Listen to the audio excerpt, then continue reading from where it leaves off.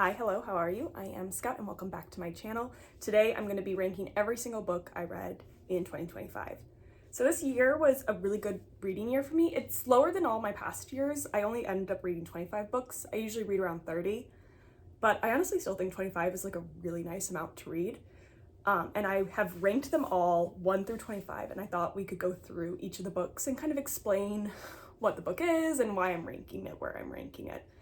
Also, I don't own a lot of the lower numbered books, so I did make a PowerPoint. We're gonna see how it works. I don't know how to like edit a picture in, so this is a PowerPoint I made with all the covers so that I could go through the books that I don't own physical copies of. So fingers crossed that works. If it doesn't, don't tell me. I can't fix it. I don't know how to edit a picture in. That is like a goal of mine for 2026 is to learn how to edit like a picture in. But until then, this is what you get. Also, my cat is behind my computer, so I might have him make a little guest appearance in this video as well. But I'm gonna get into it because I know this is gonna be long because it's 25 books that I'm talking about. Okay, so ranked at number 25. I do want to say one last thing. I am currently reading a book. It is still 2025 when I'm filming this. So I did not include this in the ranking because I just haven't finished it. I'm currently reading Wuthering Heights. So this book will not be in this recap video, but I will include it in my what I read during the winter. So this will be included in a reading list. It's just not going to be included in the 2025 because I haven't finished it and I don't feel comfortable ranking it since it's not read fully. But that is what I'm currently reading. Okay, now I can actually get into it. Number 25. Let's see, does it work? It worked. So this is Trick Mirror by Gia Tolentino. I did not love this book. Obviously, it's number 25 on my list. So the basic premise of the book is it's a series of essays by Gia Tolentino. And I've actually read her essays that are not in this book that were like published online, and I loved them. So I was so game for this. And I initially read this book because I wanted it to be in my Taylor Swift 1989 video. And I was reading it and I was having a really hard time because I just didn't like it. And I had to put it down and be like, it can't be in the video. And I almost delayed the 1989 video because I hated this book so much and I needed a 13th book and I didn't want to just pick a random book. I wanted the book to really feel like 1989. Thank goodness the best of everything showed up. Otherwise, I would not have made that video at the time I did. But I think my biggest problem with Trick Mirror was probably that I wasn't intrigued on any of her viewpoints that she was writing about in her essay. Either they were things that I agreed with and thought were like commonly accepted, or I was just so confused why it was turning into this that I ended up really disliking it. I like Gia Tolentino, like as a person and as an essayist that I've read other essays for, like her Instagram face one I really, really love, but it just wasn't that great, especially in comparison of all the other books I read this year. This book just ended up really at the bottom. I had a physical copy of this book. I did give it away. It went to a one of those like neighborhood like book boxes. I tend to do that, or I donate them to a secondhand store. So that's where that book has gone. Okay, this is Practical Magic by Alice Hoffman. So I was super excited to read this. We actually read it for my book club. We read it for the Taylor Swift song The Prophecy because it's all about magic and about magical women being unlucky in life, and I thought it really matched the vibe of The Prophecy, which is a song I love. I did not like this. And I've heard from fans of the movie that the book is not like it. I have not seen the movie. Literally the only reason I haven't seen the movie is I don't own streaming services at all. I have only physical media. So I just like physically haven't bought the DVD. I bet I could go, we have a local like DVDs like rental place, kind of like a Family Video, but it's not Family Video. I could probably go there and like rent it and watch it, and I might do because I've heard people be like, you would love the movie, and I agree. So the premise is two sisters who are really unlucky in love and are from like a witch family, and about their situation. I don't want to spoil the book or the movie, but I ended up just really not liking it. And I will say, there is a chance that the reason why I really disliked this book might have been because I listened to it as an audiobook, and I am not an audiobook person. My best friend is like an audiobook person, and I don't get it. I don't like when the voice doesn't match my reading voice. I think the only way I would listen to it is if it was an audiobook where I was the one speaking, but I just sometimes have an issue with the voice acting. And so I really disliked this book, but that might also have to do with like, I didn't like listening to someone else read. I tend to really like myself reading. So I ended up really not liking this book. When I was kind of ranking them, the bottom spots when I was like kind of picking where they go was, would I be willing to reread this book? And this book was an absolutely no. I have no interest in rereading this book. I did not like it. I never owned a physical copy. Obviously, I listened to it as an audiobook while I was on my runs. Which that does not immediately like eliminate something as a love of mine. Like, I like running, so when I'm running, that doesn't immediately make it bad if I was listening to it, but I just really actively didn't like this book. So it's in my 24th spot. Let's see, number 23 is Green Girl by Kate Zambrino, I think is how you say the last name. This was in my Taylor Swift 1989 book picks, because I actually thought this book was really good. I just didn't really like it, and it wasn't a book I would reread. The basic premise is it's an American who's in Europe who's considered a green girl or like a new girl. And I didn't have like a huge issue with it. I actually really liked the writing style, which I think is what's putting it as high as number 23. But I just didn't vibe with the character a ton, and I didn't find her adventures super interesting to me, so she just ended up being a lot lower. And I don't really know what the book could have done to get higher. I thought the book was interesting, and I would probably read something by Kate Zambrino, but just, it wasn't up there. I think I just read too many good books this year where this book just kind of fell down the list because it just wasn't as good as the other books. And for number 22, I actually do own, so I put it to a black screen. This is Rom-Com by Curtis Sittenfeld. I read this for my book club as well. This was for Superstar off of Fearless. Superstar and Superman always confuse me, and I always switch which album they're on because the names are so similar. I recently talked about this in my fall, every book I read in the fall. I did not like this book. This was, I would say, better than Green Girl of like rereadability. Am I rereading either of those books? No. This copy's actually going. I have a friend who was really, really interested in the premise, and I was like, okay, here are my like 3 issues with the book. And she was like, oh, that stuff doesn't bother me. And I was like, perfect, I'll give it to you. So this copy's going to my friend. But my biggest issues with the book was at some points it felt like it was actively like anti, like SJW, I guess would be the term, where it was like making fun of women who care about stuff that's like political. And I don't think it was intentional, because I think the author is like describe herself as one of those women, but there were points in the book that genuinely felt like it was against women like that and making fun of Pete Davidson. And then the other thing, like, I just wasn't compelled by either of the characters in the book. I wasn't like, wow, if they don't get together, I'm never gonna heal. Like, I didn't care. They could never have gotten together, and I would have been like, whatever. So this book just was like not it for me, and I'm very happy that it will be going into the hands of someone who I think will really love this book. And kind of the thing with Green Girl and Rom-Com, I think they're both well written. I just think they really weren't books for me. And so that's kind of where this sits. And so this will be leaving my home soon, and I hope it, my friend who's getting it will love this book as much as I did. Okay. Did I just say that I hope they love it as much as I did? I didn't like this book.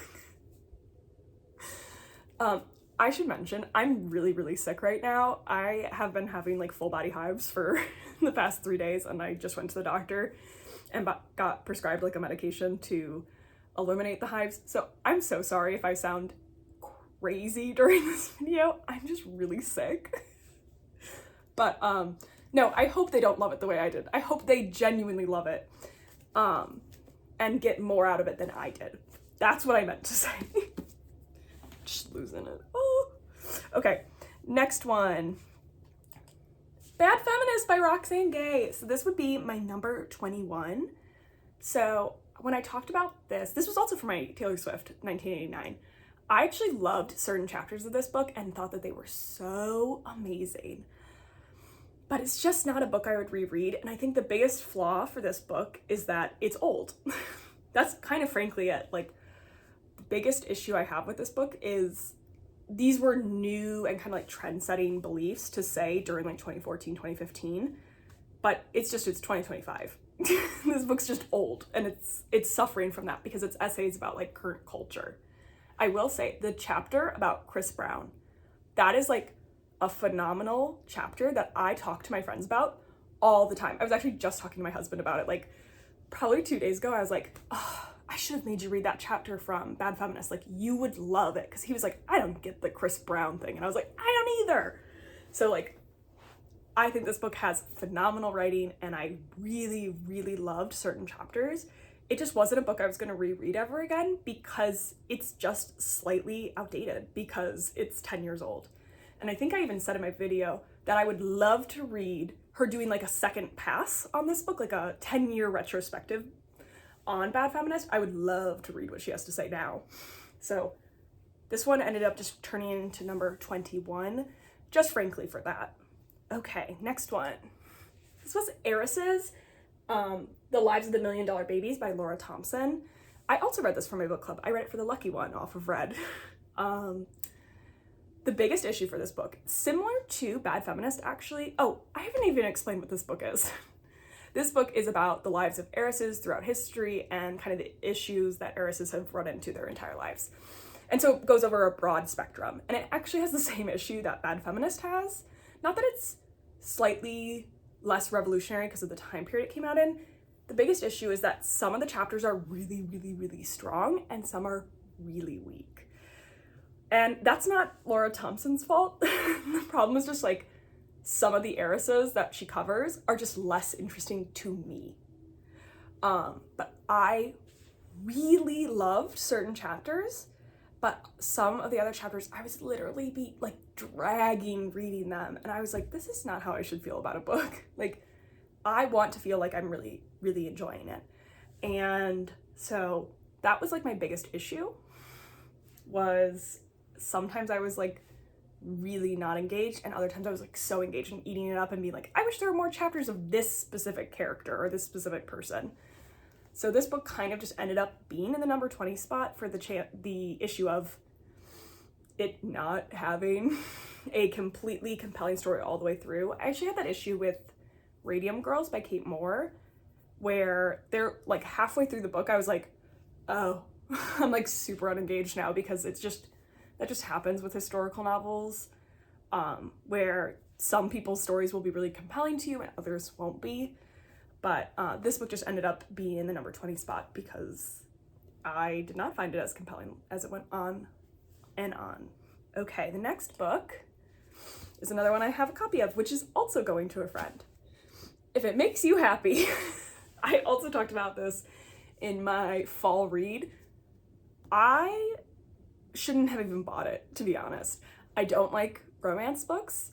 So the fact that I picked up a romance book being like, I'm gonna like it, I don't know why I did that. And I think I even said in the video, I actually ended up liking this book. I thought it was pretty fun. I had some issues with it, but a lot of the issues came from the writer themselves, not necessarily the prose in the book. I know that it's mostly things that happen in romance novels, like the playlisting at the beginning, but the author's note was really my big point of contention. Just a brief summary of what I was saying. I did not like that it had a playlist at the beginning of the book because I felt like it kind of spoiled what was going to happen in the book. And I also think using other people's like rhetoric that is compelling to enforce your writing sounds like you don't believe in your writing. And that was kind of my big issue, is I didn't really think the author thought their writing was good enough to stand on its own. The author's note also made me think that too, because they talk about like, it's gonna have a lot of cliches and like, you're gonna love it. And I was like, I don't need to be told that. Like, I picked up the book and bought it. Like, I believe I'm going to like it. You don't have to tell me that. And also, I know it's gonna have a bunch of cliches. It's got a cartoon cover. It's a cartoon cover from a rom-com book. Like, I know what I'm getting into, and I didn't love the content warnings right in the front.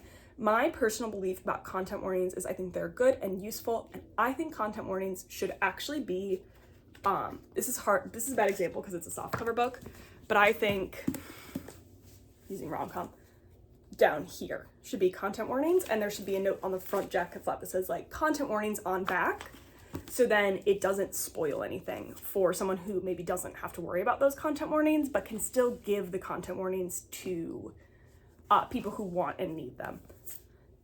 And so I just didn't feel like the writer really believed in the work, so it made me not love it as much. And it's really long for what it is, and I just would never read it again. And I have a friend who loves cheesy romances and the Gilmore Girls, so this book is going to her. She knows. I already told her, I was like, I think you're gonna like it. It wasn't for me, but I think you're gonna like it based on all the other books that you like reading. So this is actually going to another friend. Okay, next one. Oh, good, okay. I was like, oh, please don't stop working. So this is Get Thee Off My Lawn. It's by Daria Vernon. This book I actually really like as well. It's a romance book. It is about, it's like Regency era, and it's about a woman who owns a pet swan, and her swan keeps going over into the neighbor's lake. And it's like a novella. It's really short. I want to say it's like maybe 115 pages. It's very, very short book. And I found that this would be my ideal version of a romance book, like a romance book where there is like adult scenes in it, because it's short, it's to the point, I know exactly what they're doing, they're not putting in extra fluff. I found this book really interesting and fun. It got me out of a reading slump that I was having. I just needed to read something kind of quick and fun and lighthearted, and this book really served that purpose for me. But I've actually read it now twice, and I was like, you know what? I don't think I'm ever gonna read it a third time. So I decided to give it away because it just wasn't a book that I wanted to read again. It served its purpose. I read it 2 times. Oh, and I also had this for the book club too. This is for Sparks Fly from Speak Now. Because I just thought it was so fun. And a lot of the people in my book club enjoyed it and was like, yeah, like a cool short read. It was fun and like flirty, and that's all it was giving. And that's all it was trying to give. And so I really liked it. And I felt like the author, a big comparison between this and this, why this book makes it above this book, is that I didn't feel like the author felt like they had to explain themselves. They're like, this is a fun Regency rom-com. I think literally the back was like, a Regency rom-com with a swan problem. And that was like it. It wasn't like, you're gonna love this book. It's got so many cliches in it and so cozy and warm. They were just like, you picked up the book, you know what it is. And I really appreciated just the upfrontness of the book and the author. And so I really liked it, but it's just not a book that I would read again. Okay, so this is The Odd Woman in the City. This is a memoir by Vivian Gornick, or Gornick. I never know which one it is. So sorry if I'm saying it wrong. I rented this from the library, which is why I don't have a copy. I actually would own a copy of this book. I thought it was really fun and really interesting. The reason why it's where it is, it's number 18, is not because it was a bad book or anything, but it just didn't make it into my favorites. It didn't have a lot of the components that the other books that are higher up have, but I still thought it was a really entertaining book and had some really interesting ideas and thoughts. There were parts that dragged for me, but that's just kind of want to happen in memoirs. I find pretty rarely there are memoirs that don't have any dragging moments. There are 2 in this list that I didn't think had any dragging moments, but it is still really good and interesting. It just wasn't compelling all the way through, would be the biggest issue with this book. So it kind of ended up being at my number 17, just for that alone. Let's see, next book. Oh, I own it. Oh yeah, I do. It's Public Shaming. So You've Been Publicly Shamed by Jon Ronson. I read this also in fall, and I also read this for my Taylor Swift book club. This was for A Song of Reputation. I think I did something bad. I'm pretty sure it was I did something bad. I really liked this book. This book was really good.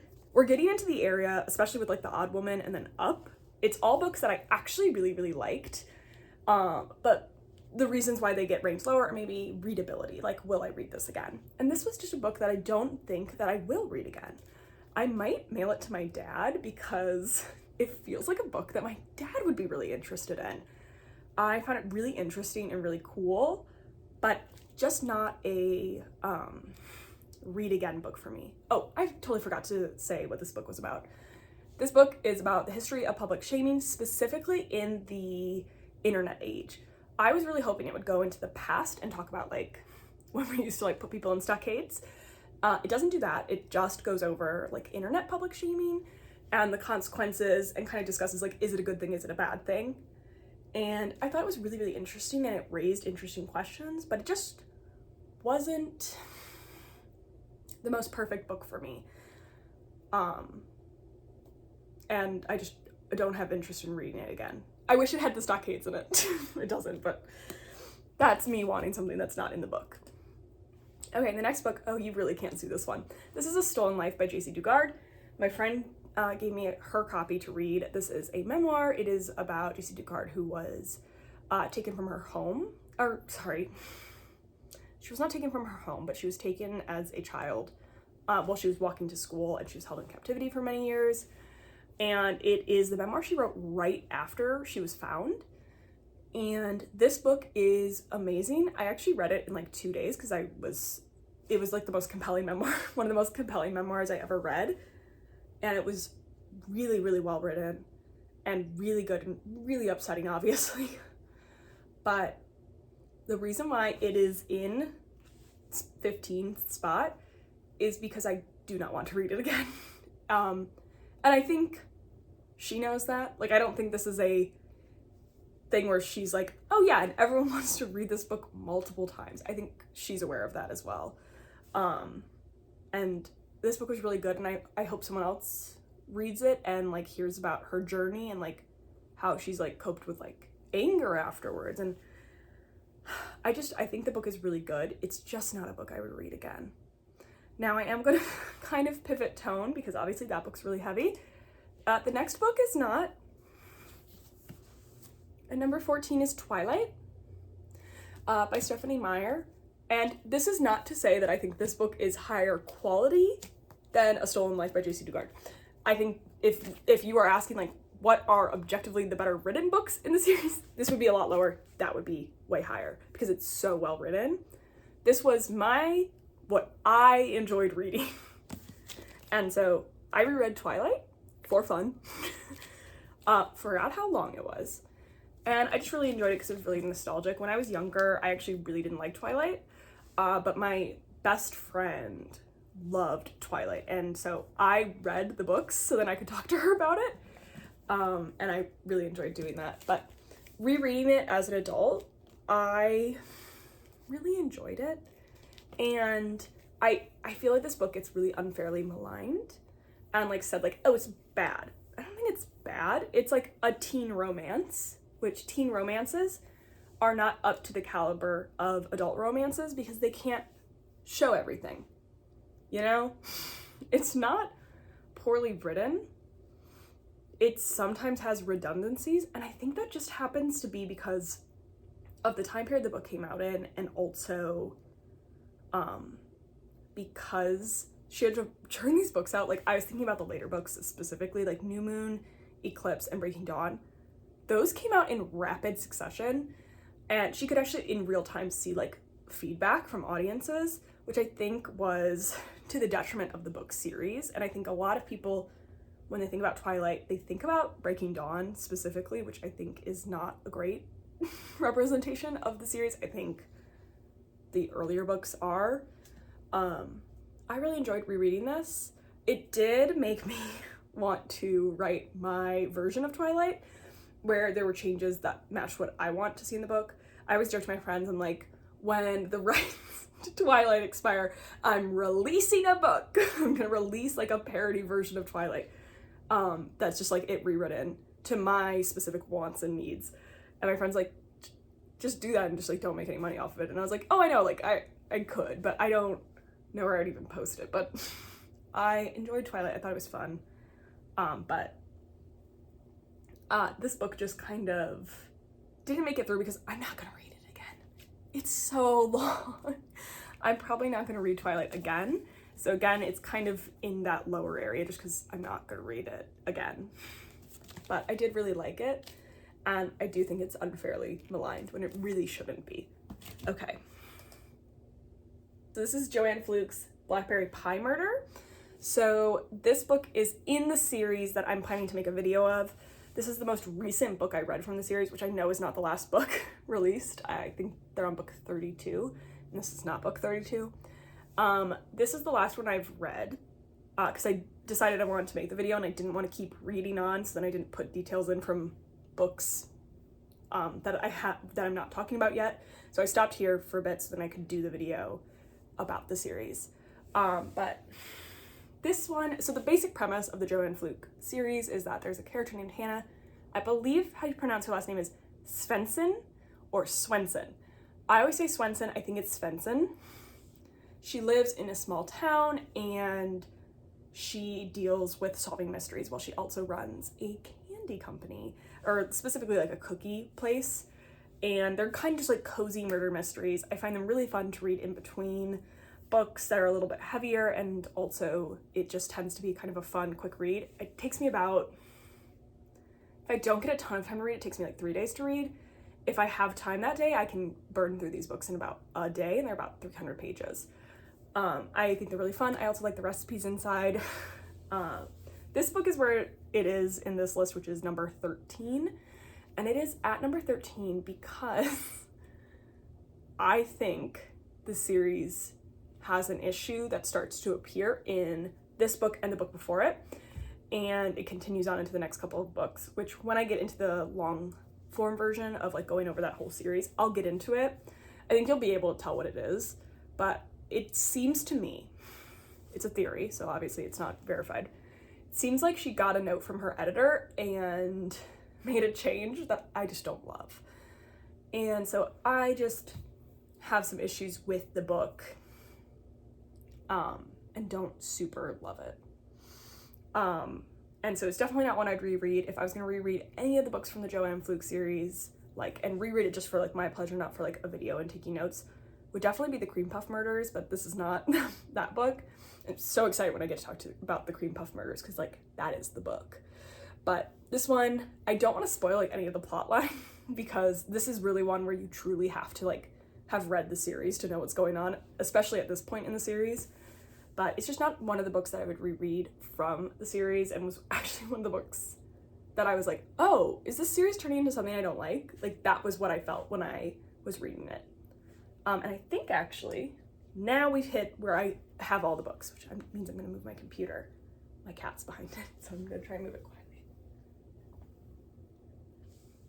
So now you get my cat for the rest of the video. Okay, so coming in at number 12 is In 5 Years by Rebecca Surley. So this is actually a reread of this book for me. We read it for my book club for The One. We read it for The One in folklore. And I love this book. This used to be like a book that I would say, if people asked me like, what are your favorite books? This was a book I would mention. It has since like kind of slid down the chain, but I think that's just because I've read other really good books. I reread this and I was like, yeah, I love this still. The premise of the book is really interesting. So it starts with a character who has kind of her whole life on like a track and a plan. And she gets proposed to. This is on the back of the book, so this is not a spoiler. She gets proposed to, and she's like, yep, everything's on track. And so she goes to sleep being like, everything is going right. And she wakes up 5 years into the future, and she gets to spend like an hour or two, I think, like in 5 years in the future. And her life is completely different. She's in a different apartment. She has a different engagement ring on her finger. and she's with a different man in her apartment, and it's like completely upends her life. She's like, oh my God, like what? She goes back to sleep, wakes up back. So she just kind of got to see a glimpse 5 years into the future. And then the book fast forwards to 4 years and like 10 months. So it's 2 months away from when that's supposed to be her reality. And it's about her life getting towards that point and like what's gonna happen. I love this book. I think this book is so amazing. And obviously I reread it. When we're getting into the like 12 and up, these are books that I would or have reread already. So this is definitely a book that I've really enjoyed, and I will be rereading it. I want to keep it on my shelf. I love sharing this book with other people. I think this book is so great. I read it the first time, like in a time in my life where I really needed to read a book like this. And when I read it this time, even though I wasn't in kind of that same place, I still really, really enjoyed it, which to me says this book is good whenever. And so this is definitely a book I'd recommend to other people. I really loved this. Okay, number 11, just outside of the top 10. The Unworthy. Now I'm going to say this name wrong. Augustina Bestersary. She's not an English speaker, so this book is like a translated novel. She wrote Tender as the Flesh, which I thought Tender as the Flesh was really well written and had interesting thoughts. A lot of people thought it was like really gross or really scary. I personally didn't have that feeling about Tender as the Flesh. This book, on the other hand, this was the one that I was like, oh, this is so much better than Tender as the Flesh.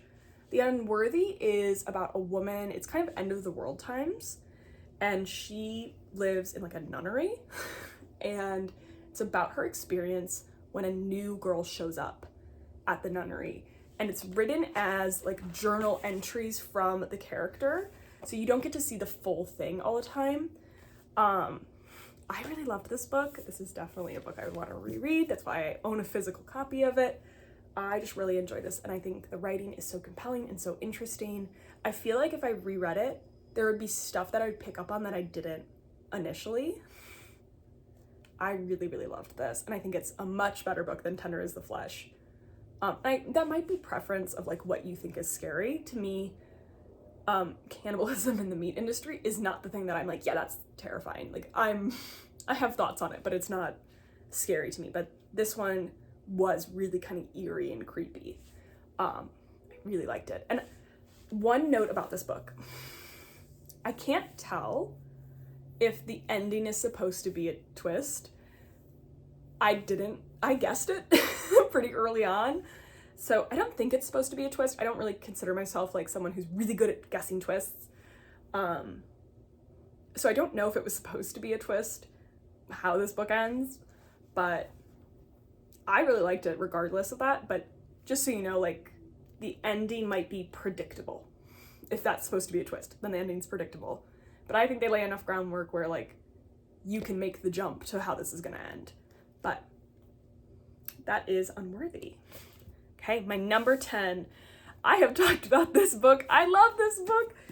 It's Connie. This is another memoir. So this book I also mentioned in my Taylor Swift book club video. This was not a book that I actually specifically read for my Taylor Swift video. I had the amazing fortune of getting a signed copy, and I was so excited to read it. And this is one of those memoirs that's completely compelling the whole way through. So I loved reading this. This is definitely a book I would reread. It's so interesting hearing her life and her thoughts on different things, specifically like the journalism industry and how it's changed over time, and about like sexism in the industry. I found this book completely compelling, so interesting. Connie is such a phenomenal writer, which is like not a surprise. She is a journalist. I loved this book, and I think so many more people should read it. The last one of the last chapters is about an article that was written about her that she was like asked to take a photo for it and like talk about it, which was about how a lot of young women are named after her because she was like representation for women at the time. I'm gonna cry. I cried in my video where I talked about this too, because I just think it was really powerful and really moving, where she got to be in a room of women who were all specifically named after her because their families thought she was so like amazing and such an inspiration. And so I really loved this book. I really loved Connie. If people ask me like a memoir to recommend, this is like one of the memoirs I'd recommend. I thought it was so good. So that is my number 10. And my number 9 is another reread. I actually have 2 rereads coming up in here, which is Being Lolita by Allison Wood. So this makes my number 9. This was also a reread for specifically my book club. It was for Would've, Could've, Should've off of Midnights. What to say about this book? So this is a memoir of a young woman who experienced grooming by a teacher, and specifically he used like the book Lolita and kind of misinterpreted it to her when she was a young child, and it's about her relationship with that person and moving on past it. I think this book is so well done. I think it's written so empathetically. I've read some other memoirs with similar ideas in this that I felt were like really mean to their younger selves. Another person who does this really well of like being so empathetic to their younger self is JC Dugard, hers as well. Like, you can tell she cares about young her so much, and you can feel that in Allison Wood. It's really empathetic. This book is less graphic, I guess, than A Stolen Life. A Stolen Life is extremely graphic and like really, really upsetting, obviously, based on the situation that JC went through. Being Lolita is a little bit more restrained from showing graphic scenes, which is probably why I'm more okay rereading this book. Again, I really love the prose. I think it's a really well-written piece of work, and I just think it's great. It is obviously my number 9, but it was in my 13 favorite books of all time, so you can see that it might be shuffled out of my 13 favorite books, because even though it's so good, and I've now reread it 2, maybe 3 times, it is still, it might not be one of my favorites, regardless of the fact that I still think it's a really good book that people should read. My number 8 is another reread, which is Conversations with a Friend by Sally Rooney. I actually, again, read this for my book club. I read this for August, off of Folklore. And my initial read of this book, I did not like it. And I like normal people, so I was kind of shocked that I didn't like this book, but on my second read, I was like, oh, I might not like this book because I didn't like it the first time. I liked it. I liked it the second time I read it. And I think that came from the fact that I knew how it was going to end already. And so instead of being disappointed by character choices that I knew were going to happen, I was really interested in the characters themselves.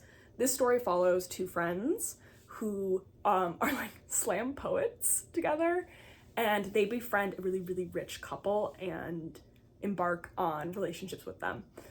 I think this book is so much better than what I initially thought about this book. I initially disliked it so much.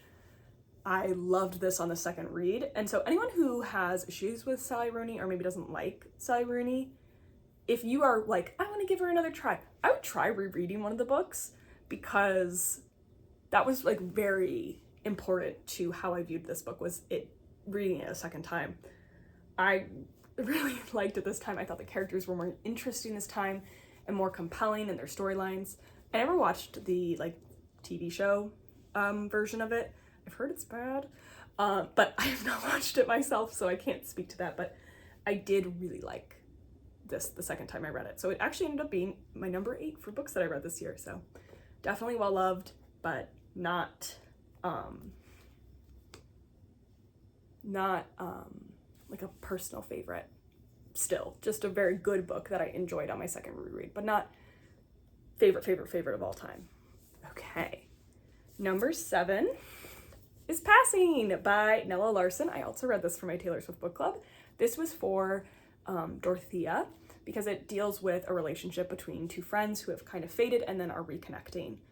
The big kind of thing in this book is that one of them, they're both Black women, and one of them can pass for a white woman, so she has chosen to live her life as a white woman, and it's them reconnecting as adults.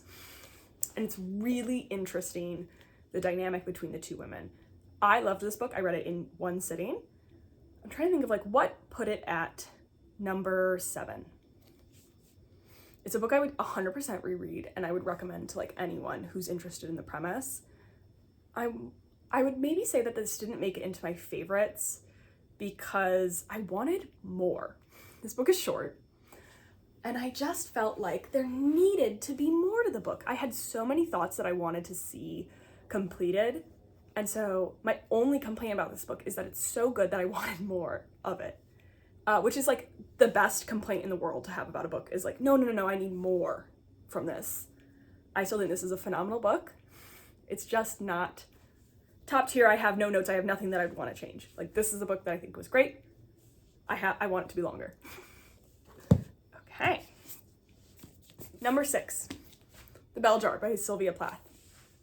This book was so amazing. I also read this in fall. This was just like a for fun read for me.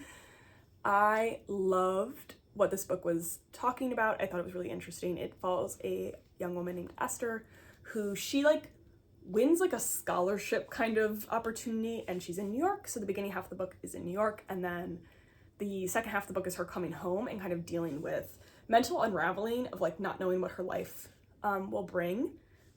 So happy I read this when I did. If I had read this any younger, detrimental to like my mental health. But reading it now, like I feel really good reading this book. It was so amazing. The reason why it did not make it into my top 5 is that there were parts that did drag. There was like some slight dragging where I was like, oh, come on, I know the energy. They were very minimal portions, which is why it still ranked so high. And also the book in itself was just so interesting and compelling to me. It's definitely a book I want to reread.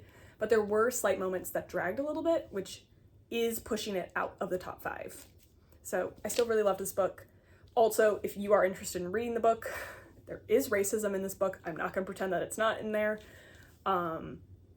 The author just kind of wrote it in.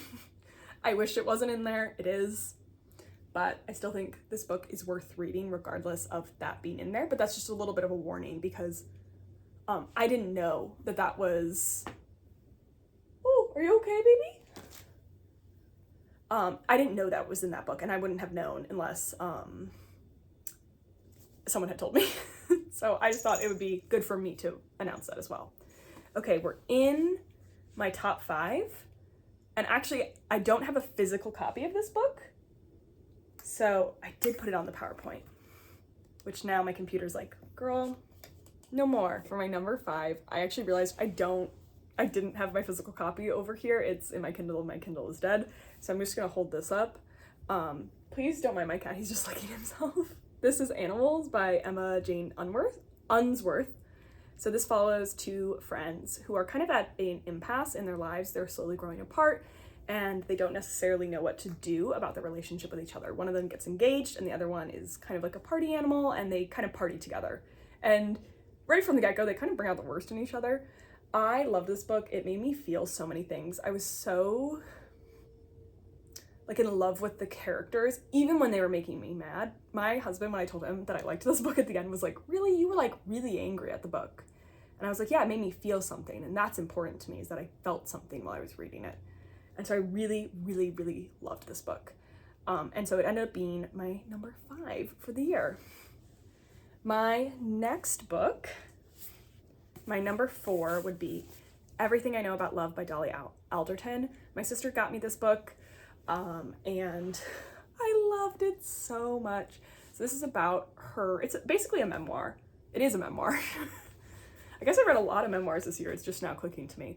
But each chapter has like a different premise. So there's kind of overviews of her life at that time period. Everything I Know About Love at the age of 15 or at 25. It kind of goes through her life. And it's so interesting and well written. It's really compelling. I didn't think there was any chapter that was weaker than another. I did think there was like a stronger chapter, which is about her friend's sister. Obviously, if you've read the book, you know what that chapter is about, but I would say is like the standout section from this book. But I do think all the other chapters are just as compelling and just as interesting. So I really did love this book. It's definitely a reread. I cannot wait for my book club to read this book. They are going to read it. I think this book is so magical. I think this also ended up in my Taylor Swift video. I think this book is so good. I want everyone in my life to read it, like, so bad, because I think it's so wonderful and such an amazing book. This is definitely one of my favorites. This is definitely a contender to join my top 13 favorite books of all time. And it's only at number 4 in my year-end video. I found a lot of books that I really, really loved this year. My number 3 is The Great Believers by Rebecca Makkai. This is one of my favorite books. It was in the video for favorite books of all time. I don't think I've cried harder in a book. This book, again, really follows that it made me feel something. I'm excited to reread it. I don't know when I will reread it because it takes a lot of emotions. This book follows a group of friends during the AIDS epidemic in Chicago specifically, and it also has a secondary timeline where it's 2015, I think. Sorry, let me just really check that. Yeah, 2015. And it's following some of the characters who lived through it and about them kind of like picking up their life and existing post-AIDS epidemic.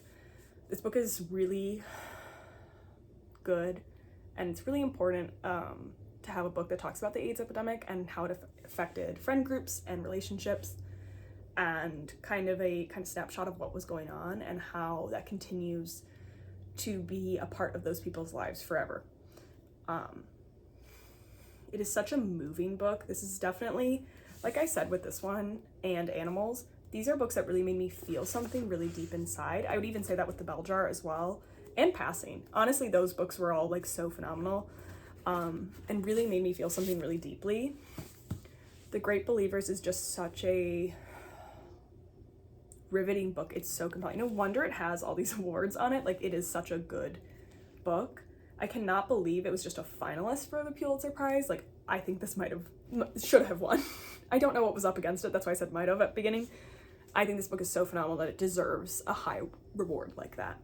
And I think it's really great. And if the subject matter feels like something that you can read and like not be upset while reading, or like can deal with the upsetness, I think it's definitely a book worth people's time. So that is The Great Believers. My number 2 book of the year was Pride and Prejudice by Jane Austen. This was my first time reading Pride and Prejudice, which I'm like kind of embarrassed to admit, because I think I said that to a friend and they were like, really? You feel like someone who's read Pride and Prejudice? And I was like, nope, haven't read it yet. And I'm so happy I did. We read this for my book club. I said that like so many times, but I did read a lot of books for my book club. This was for the song Lover, because I was like, this is the quintessential romance book, so this is going to be the quintessential romance song of her catalog. I really loved it. It is so phenomenal. If you don't know the story of Pride and Prejudice, it follows a young woman and her sisters. She has like a pretty big family, and they're not like poor, but they're not like rich. And it follows their journey on the marriage market. And I'm not going to reveal anything else. You should know the plot of Pride and Prejudice at this point. But I thought it was so phenomenal. This definitely is going to be reread. I loved reading it. It was so magical and perfect. I will say one thing that really made this book easy to read, because sometimes older books, like the old English and the old language, can sometimes be really hard to understand what they're trying to say. I think this book is very clear in what it's trying to say, just like putting that out there. I think this book's really clear. But if you are struggling, I think a tip that is helpful is to watch a movie of it first, so then when you are reading it, you can track what's going on in the book. I think, because I've seen the Pride and Prejudice movie, I think that was really helpful in me being able to understand what was going on, though I do think it's written in a very easy to read way.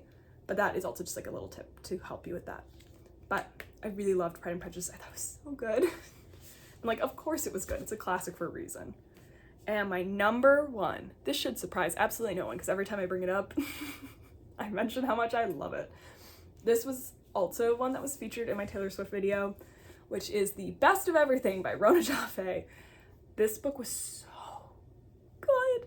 I cannot wait to reread this. I have a couple other books that I want to get through first before I reread this, because it is a little bit long. This follows multiple women as they live in New York and experience being like working women in New York and their lives. I love it so much. This book is so good. I wouldn't change a single thing about this book. I love it, love it, love it. and I think it's so magical of a book and truly like a timeless book. I was shocked by how much, because this book is like in like the 1950s, I was shocked about how much of it rang true to today and how these women felt so real and felt like women that I know. So I just like recommend. This book is so good. It's so worth it. Everyone should read it. I love this book so much.